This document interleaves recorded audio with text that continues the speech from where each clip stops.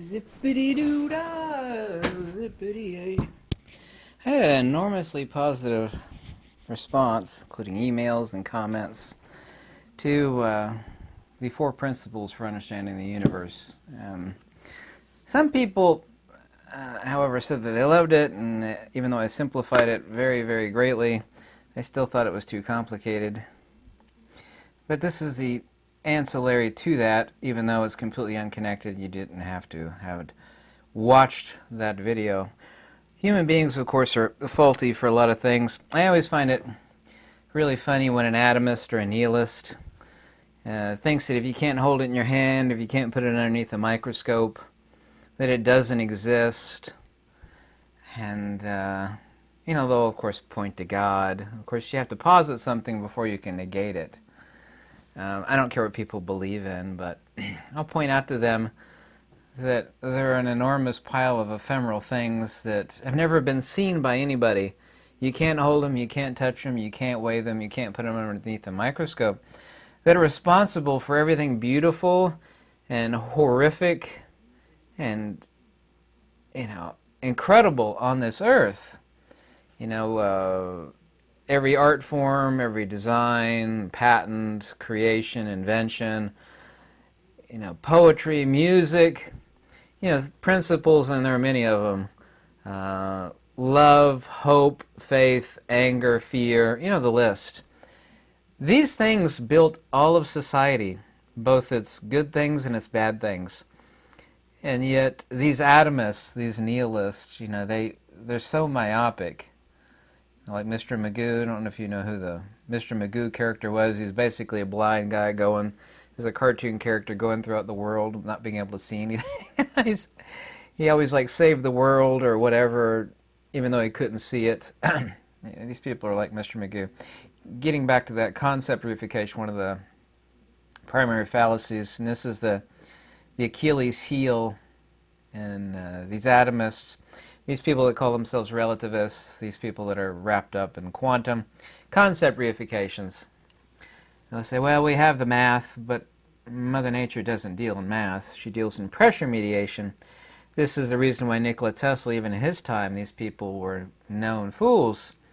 He said, these people can think deeply, but not clearly. You need to be able to think both clearly and deeply. He said, you can think very deeply and yet be quite insane. Certain insane asylums are actually full of highly brilliant people that can, do chess in their head and logarithmic expressions on an imaginary chalkboard, but, they'll actually get the correct answer. I mean, they can actually see it three-dimensionally, but they're there for a reason because they can't think rationally or clearly. Anyway, these are the things that don't exist in nature. Primarily, there's 10. There's a couple of these that I could lop off, but I think I have a list of 13 here. And it's very, very important to understand this, and you and I were brought up and fed this garbage, especially through stuff like Star Trek, Star Wars, and everything was a particle problem with a particle solution. Captain, we've got a breach in the quantum matrix generator. It's like, well, if we redirect the deflector dish to a 10 gigahertz cycle and break a gap in the space-time continuum, we could have chronoton particles bombard the leak and seal the fissure that is endangering this quadrant of the galaxy. It makes for really good science fiction films, but it is completely irrational. Nature does not work that way. Anyway, human beings have built up and reified things that don't exist. If I say leprechaun and unicorn, even though they don't exist, you immediately have in your head an image of a cute little, red-bearded small guy with a pot of gold, or, a one-horned horse. These things that don't exist. Concept reification. The ancient Indians talked about this in great detail. They talked about the rope snake analogy. Type in metaphysics rope snake. It's a very, very, very elaborate. Countless books have been written about the rope snake, metaphysical philosophical discussion. Anyway, these are the things that don't exist. These are reified concepts that absolutely don't exist in nature. They're not principles in nearly all cases regarding these terms. that I'm about to talk about. Rather, a course of qualifiers of other things. Waves, for example, don't exist. Waves are not what things do, rather what things are. Space, of course, has no properties. Nikola Tesla, the only time Nikola Tesla foams at the mouth, not literally, but relatively so, is against relativity's reification of space having properties. It bends space-time. Sure, great science fiction, absolutely no connection to ultimate reality or natura naturans, i.e. Mother Nature. Space has no properties whatsoever. Time is a measure. It absolutely does not exist. Emptiness, of course, is a qualifier. So let's get to the list. Waves, space, time, shadows, emptiness, chaos, quantum, negative charge. Walter Russell loved railing against negative charge. Completely ludicrous. Force, electrons, photons, virtual photons, magnetic attraction. I recently talked a great deal about magnetic attraction, the fact that it doesn't exist. Correct observations do not imply or submit to correct explanations and conclusions. Well, these are two magnets. Yeah. We all know about the magnetic repulsion, which actually is magnetism, because magnetism is the force in motion centrifugal divergence of a multiplicative of force, of additive force. That force, of course, of what, by what, and due to what? Release of energy, because magnetism is the extrinsic side of the dielectric, specifically the geometry of the torus. But magnetic attraction does not exist. It's because they're magnets and they're accelerating and not towards one another, rather towards the lowest null pressure point between both, does not imply that as magnetism. So magnetic attraction doesn't exist. I've gone over that ad infinitum recently. Waves, of course, scientists love talking about waves. Waves don't exist. There's no such thing as a wave. A wave is not a thing, but what a thing does. Wave of what? Wave of energy. Well, you never define energy, and you never define field. Well, it's lines of force. Lines? Lines of what? That's another concept. Lines come from the correct observation of constructive and destructive interference between fields. You could actually see those lines underneath the ferrocell or the supercell, seen in the dual slit experiment, upon which they kind of base everything. Because all of quantum and relativity, by their own admission, is based upon their understanding as to the nature of light. But they don't understand light at all, because it's not a wave, a particle, wave-particle duality. It's not an emission, doesn't have a speed. It's rather hysteresis, or the rate of induction against the medium. So their very religion of quantum and relativity, which they themselves say is based upon light, is defunct at its very get-go before discussing anything of relativity and quantum. I point this out to people, say we don't have to discuss the this of quantum, the that of relativity. Let's get to the foundation, by their own admission, not mine, that relativity and quantum was based upon their premise, not mine, theirs. Quantum is based upon fundamentally our understanding of the nature of light. But everything they say about light is absolutely incorrect. They confuse light with illumination. Light is not a wave, because a wave is not a thing. A wave of what? Wave of energy! Huh? With a frequency, right? You never defined energy. You never defined field. Anyway, I could go on to that ad infinitum. Space. Space is the after effect of the divergent magnetic field. What do you think fills up the torus of the divergent three-dimensional force vector in three-dimensional extrapolation, which is magnetism, i.e. the air inside the balloon of the torus of magnetism? Space is a negative image of eternity, literally is a negative image of inertia. The negative image of inertia, i.e. pure potential with the no Cartesian reality. In counter space and subspace and 0 point, who cares what you want to call it? Mother Nature doesn't care. The negative image of that, of inertia, is space. Pure potential's negative image is pure, what was the word I had in my head? This is what happens when you think about 10,000 things at once. Pure impotency. Not that kind of impotency. Negative image of inertia is pure impotency. Nothing. Not a thing. Nothing. No different than a shadow. Shadow doesn't exist either. Shadow is another concept, reification. We all know exactly what a shadow is. Just as we all know exactly what a leprechaun is, even though a leprechaun doesn't exist. This concept reification of building up something out of nothing. One colloquialism that's talked about is making a A mountain out of a molehill, you've heard of that one? Making something out of nothing. Shadow is, of course, an absence of light. It has attributes. Stand in a shadow, you feel cold, but a shadow does not exist. A shadow, by the way, as far as its attributional states and its parameters of what it is and what it is not, is no different than a shadow. Space and shadow are effectively the same thing, even though, of course, different concepts relative to different things. Space, of course, the after-effect of divergent magnetic field, the negative image or impedency of inertia of the divergent centrifugal force in motion, vector and geometry of magnetism. A shadow, of course, is the absence or privation, the pure potential, if we were making reference to light and illumination. It's the absence of light and, of course, of illumination. Emptiness. There's no such thing as emptiness. Something is empty of something else.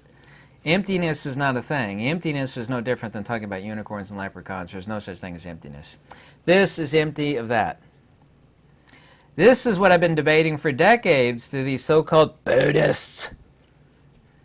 They think that original Nikayas teach no soul, and there's no such passage. This is not the soul, that's not the soul. Rupa nata, Veda nata, Sana nata, Sankara nata, Vinya nata, Nama rupa anatati. The psychophysical is not the soul. Form is not the soul. Feelings, perceptions, impulses. If there were no soul, I hit my microphone, so sorry. If there was no soul, you wouldn't point out what was not the soul. You would say, there's no soul. What about that? No, no soul. No, you would never point out what is not the soul if there was no soul. Completely illogical, total waste of time. People don't have thinking minds, most people. Meaning about 99%. No, emptiness doesn't exist. Chaos is another huge human concept reification. No basis in reality whatsoever. There's no such thing as chaos. Many countless books written about chaos, but chaos doesn't exist. Quantum. I don't mean this in an extrapolative sense or in a figurative sense, but there's nothing in this universe, be it field modality, which you can't point to because the field is invisible. Yeah. There is nothing that can be pointed to that you could call quantum. I mean, I could say my microwave is a quantum heating device, and that this falling rock is a quantum interaction, or this is quantum tunneling, or just because I use it, if you want to sound smart to stupid people, you take any scientific article or book, and every fifth or sixth word, you insert the word quantum. Any book, you could do Shakespeare. Yeah, even that works with Shakespeare. I tried it once. Blah, blah, blah, quantum effect, and she walked down the quantum road, and she encountered her neighbors in the quantum field, and this is a nonsense word coming from das Liquant, or quantification. Being able to quantize something. And the reason why these people are so aroused, literally aroused between their ears, maybe other places, I don't know, is because they're not scientists, they're mathematicians. And mathematicians only get aroused by things you can count. If you can't count it, you don't care about it. That's like the anti-religion to a mathematician. I can't count it, I don't care about it, it doesn't exist to me, even if it does exist, can't count it. You have to be able to count everything. Bean counters. Mathematicians, of course, definitionally, are bean counters. And this is the reason why they want to quantize everything. You can't quantize the field. You can to a certain effect over a vector in a period of time with a given voltage, joules, watts, amps. You can quantize. We got 8 amps at 50 hertz occurring over 5 seconds. I quantized this field energy. Yes, you did. Only as an effect were you able to quantize it. The essa of what it is, the essence, cannot be quantized. This is the reason why no branch of science ever defined the term field or energy. But that's the reason why they're fascinated with quantum, because if you can't count it, it doesn't matter. You have to be able to quantize it. It's kind of like having a lump of hamburger. I made hamburger patties today. You know, you don't know how many patties are there. You could kind of guess until these people of quantum and relativity, they're like people with a giant lump of hamburger like I bought. You get a big lump really cheap. You know, they want to make patties that like, let's make some patties. And they can count the patties. But that big lump, it doesn't mean anything to them. Like field and energy. So this is where quantum comes from. But there's nothing in Mother Nature's universe from top to bottom, to left to right, that you can point to. That's quantum. Look at that. That's nature's quantum right. There is no such thing as quantum. You could call anything, go, what about quantum computers? What about my quantum heating device in the kitchen? Conventionally called a microwave. Yeah? Negative charge. No such thing as a negative charge. That's like saying dehydrated water. You're talking about a discharged locus vector. Negative charge? No, it does not exist. Force? Force is not a thing at all. Nobody could point to force. Action done upon something. Force of what, by what, and due to what? Transference of energy? What is the force? You say like this accelerating rock, which of course no force is applied to it, or dissipated from it, or generated. Of course it does when it actually hits my hand. It's like, where did that force come from? Because, well, I did raise it up here. I burned a few calories raising it up against the gravitational acceleration between this rock and the earth. But where did that force come? Force of what, by what, and upon what? Force is not a thing in itself. We can quantize force with vectors and joules and energy transference, but force is not a thing. They love to talk about lines of force. There are three favorite things. Talk about quantum, waves, and lines of force, or just say force. These things don't exist. Electrons. And maybe you think you're smarter than Nikola Tesla, James Clerk Maxwell, Oliver Heaviside, Eric Dollard. And of course the principle does exist, but there's no such thing as a charge-carrying particle. This again is quantification, the premise of quantum. The necessity of their own atomism and their own foggy brains, the desire to quantize everything. Ask him. I've done it a million times, literally over the decades. Is all energy transference from one place to the other, or the movement of electrons? Yes, invariably so it is. How does wireless power induction work? Well, that's lines of force. What? Lines? Lines are not things. Lines are a concept of something else. Force? Force is not a thing. Force of what, by what, and upon what, and due to what? What is releasing the force? You have to give a chain of causation there, and they can't do it. There's no such thing as the phenomena, of course, is real. Yeah, I love when people deny gravity, and I know why they deny it. That's why you see. Let's just talk about this phenomena. Let's stop using the word gravity and just talk about what's going on here. Yeah, the phenomena, of course, does exist. That's undeniable. I'm not denying the phenomena. The point is, there's no such thing as an electron, nor is the movement of charge and discharge, the flow of electrons. If you think like your power lines have like a gazillion little atomic, subatomic particles flowing down through them like a rain stick, I mean, you're a deluded atomist. You've been brainwashed by these people. No such thing as an electron. Photon is a conceptual abstraction as to the rarefaction and compression along the vector of transmission. I can't say transmission of light because light is not transmitted, it's not emitted. It's not traveling, of course, there's a disturbance in the medium. It's rarefaction compression along the dielectric axis of the coaxial circuit of light. So I know where they get the idea of a photon, but that's like reifying a fist hit as a fisticle or something. There's a fisticle particle. It's like, well, you know, you had this, this would be rarefaction of a fist, and this would be compression of a fist, right? And they take this compression of a fist as a particle. Same thing in the coaxial circuit of light. So there's no such thing as a photon. That's ridiculous atomism, no different than an electron. Virtual photons, they love, love, love. They literally will tell you. You can go on Wikipedia, any other site, I'll talk about virtual photons. They will tell you literally, you know, and it sounds stupid, and it is stupid. They will tell you literally what's going outside of a magnet is the emission of virtual photons. These are not the inputs or outputs of any experiment ever done. They're arbitrary concepts, no different on any level than a leprechaun or a unicorn. They have no basis in reality. Never, ever have they been the input or output of any experiment.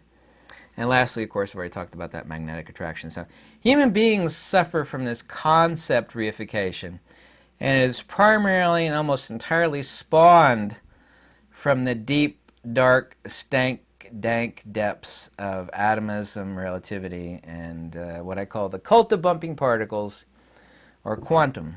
And this, of course, is because these people are mathematicians. They're not scientists, they're not truth seekers, they're mathematicians. They have the desire to quantize everything. Everything is a particle and a particle interaction to them.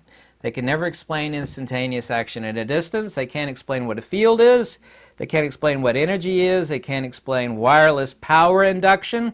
They can't explain instantaneous action at a distance. They can't explain breaking the law of conservation of energy, of light speeding back up after it leaves glass, for example. How does light speed back up after it leaves glass? Because it slows down when it hits glass.